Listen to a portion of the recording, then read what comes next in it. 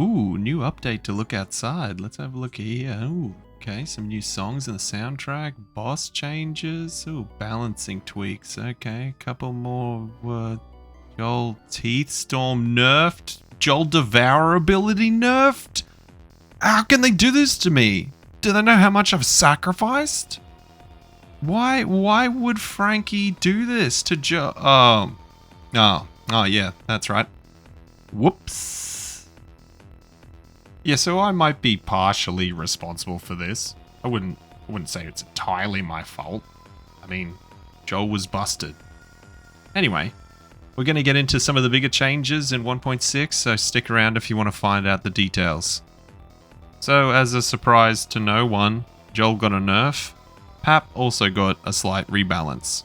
So yeah, Joel, the character that could one-shot the end boss, yeah. So, Teeth Storm got nerfed. It now is more expensive, it costs more of his health to use, and it doesn't do as much damage. His Devour ability, which he uses to increase his max health by eating enemies, yeah, you've got to eat a lot more enemies to go up any health at all now. Bummer. Pap's iconic Bear Hug ability got nerfed for damage a bit, but its low end of damage got increased. So now you're going to be hitting those middle numbers more frequently. Which is okay. It's more of a balance, but big numbers make brain go brr, and that's not going to happen as often anymore. Here's a quick roundup of the other balancing changes. Bosses got easier on easy mode, and everything else got a little harder on normal mode. This is because defense from body armor got dropped. This is probably trying to make a distinction between easy mode, normal mode, and the new hard mode that's going to come in a new update very shortly. Some of the endgame enemies, like the guys in the car park and the Spore Labyrinth, got increase in health by a fair bit, so watch out. Audrey is the big winner from this patch. She now has a set of unique gear that drops from boss enemies if she's in the party when you defeat them. It's usually the enemies that are kind of like vehicles or other really heavy set guys. So we're talking the Trench Digger, the Guardian, the Hell Ride, the SWAT truck, those kind of guys. This is gear that's unique to her, and she has to be in the party when you kill them to collect it. A really fun change is that some of these boss enemies and other just random ones, like my boy the elevator thing here, got a little bit of a spicing up. Some of the bosses got intros and new music. The elevator thing here, yeah, he raises the elevator and then drops you to the ground floor in it, free fall, just to mess with you. It's pretty fun.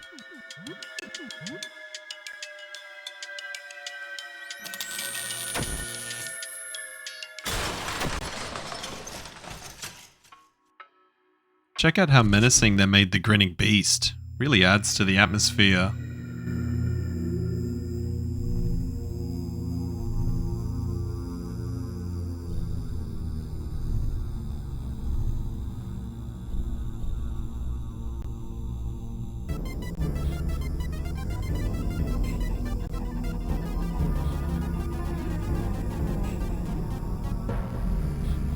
This fight is a fair bit harder now as well because the Grinning Beast just has more health, so you're going to come in prepared if you want to recruit Lee.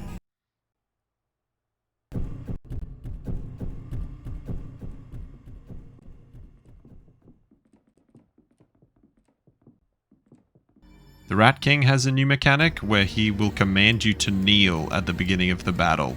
If you don't kneel, you can't get his crown. He won't deem you worthy. But when you do kneel, he pukes acid over your head, makes the fight harder. It's pretty good. It's a good choice, I like that. Risk versus reward. Plus it adds to the royalty angle of the Rat King fight.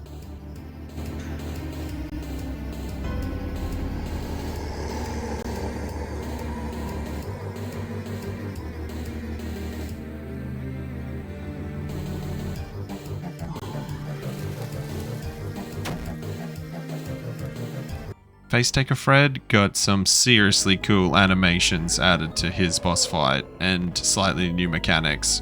Plus, the battle track for this guy is the best. It might be the coolest of the new additions.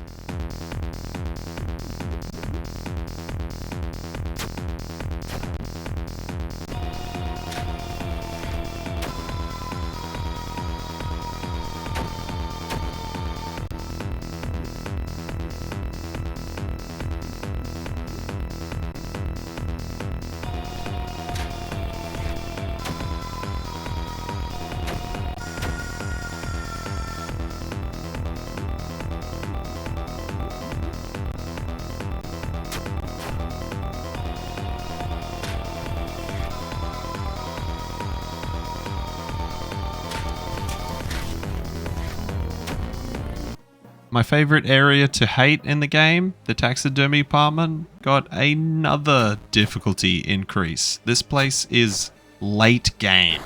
I will state that again. Do not walk in here on the third day of the game. Just a warning. Anyway, the taxidermy boss got a third phase, and it's pretty awesome. It does add new mechanics. It has jumped up the difficulty, so don't come in here unprepared. But now he will drop a unique weapon and a unique consumable healing item. So it's worth coming in here.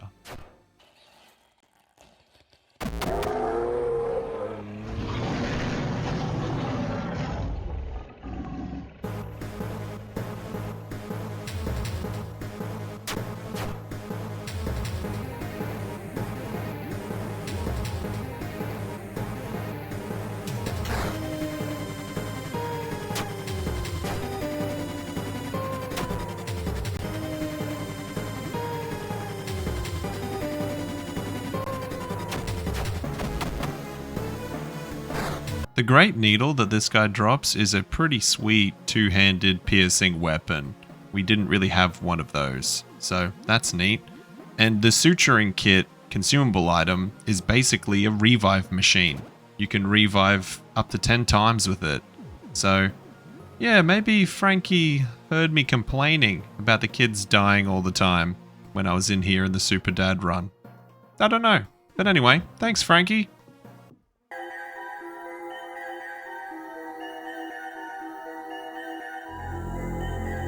The whole vibe of the Stargazer fight got a massive tune-up. This guy's whole cosmic element is just really apparent here. The soundtrack and the new effects, they're just brilliant. And this guy was kind of a nothing burger before, so this is an awesome change.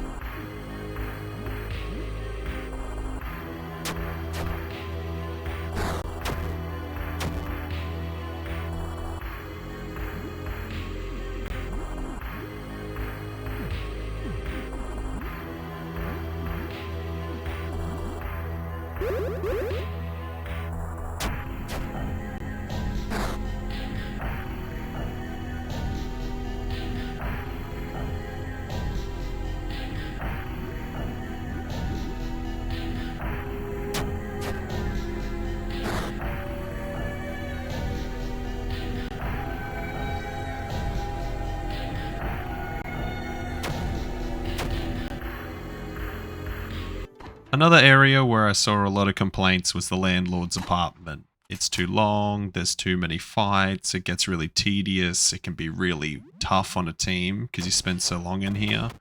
But that's been addressed. So now there's multiple new enemy types, there's far less mandatory fights and more variety, which is great. Also, now when you enter the third layer of the Landlord's apartment, you'll get this prompt that says, hey, why don't you leave and come back? It's a nice little quality of life change. There's 3 new enemy types in here. The APC, this guy's pretty cool. He'll be roaming around the battlefield, so watch out. The bayonets, these guys look like normal soldiers on the overworld, so you might mistake them for the grenade throwers. And this guy, the heavy armored, he's guarding the basement key. I believe there's only one roaming around. He's the only one I can find. The trench digger has a new intro, so check it out.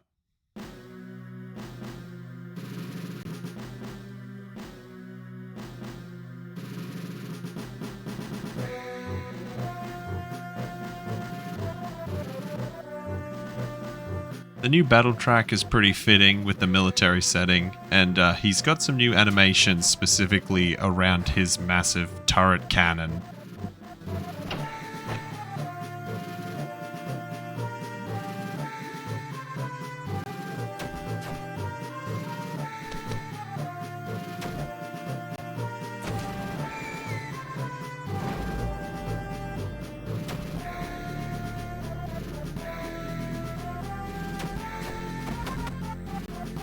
Everyone's favorite super boss, the Furnace, got a bit of a tune-up. He's got a new menacing backing track and some new animations to bring some gravity to the fight.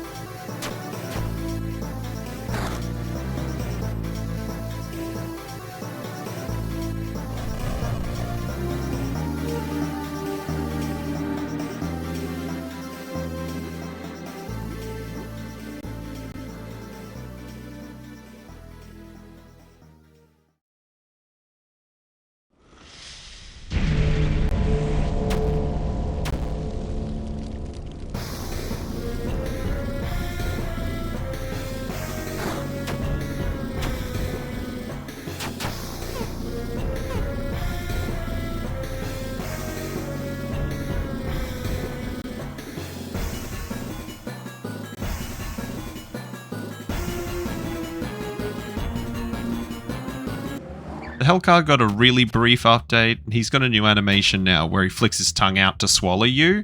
It makes more sense. Before, you just you got swallowed out of nowhere. This looks cool.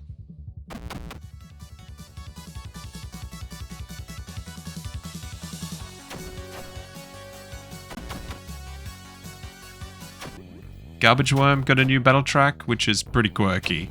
I didn't notice too much else new about this guy because I always kill him so quickly, so let me know down in the comments.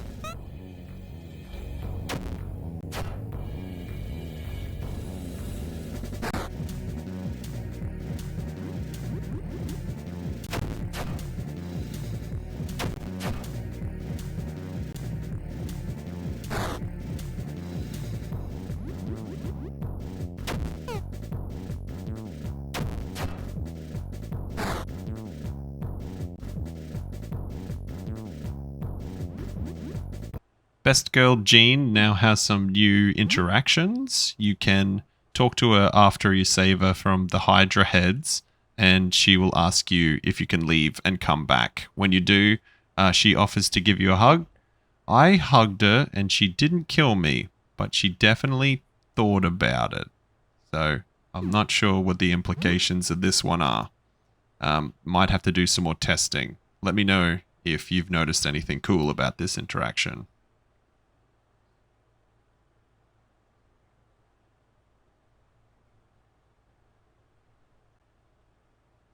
There is a lot of things that I have not mentioned in this video, but I've been rambling for long enough, so I'll start wrapping it up. Apparently there's more interactions with Fred's, the roof got cleaned up and looks really pretty now, and there's some secrets hiding somewhere that Frankie won't tell us about. I've been looking at all the doors and checking in the game files and doing some other stuff, but I haven't found much yet.